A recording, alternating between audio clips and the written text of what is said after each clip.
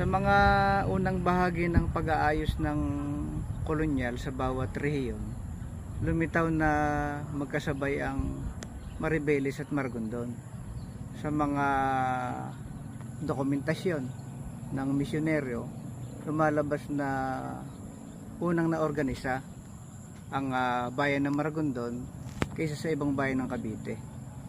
Lumilitaw na noong 1600 meron ng sariling sentrong pamayanan ang Maragondon.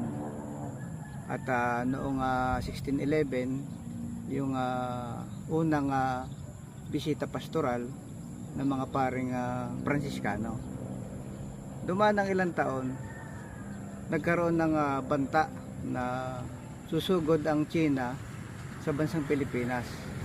Dahil sa pangamba ng pamahalang Espanya, ay yung mga matikas na Mardikas doon sa Ternate, Molucas, Indonesia, na may bilang na humigit kumulang 207 pamilya, ay voluntaryo na sumama sa Pilipinas.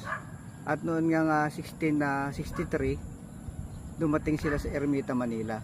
Pagkatapos ng isang taon ay idinistino man sila doon sa tinatawag na Bara de Maragondon, at upang protektahan sa mga pag-atake ng mga Moro.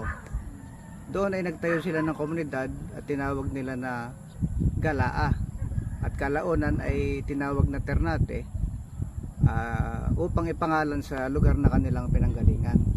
At noon naman 1690, yung ecclesiastic pundasyon ay dumating sa Maragondon ng mga paring Recoletos.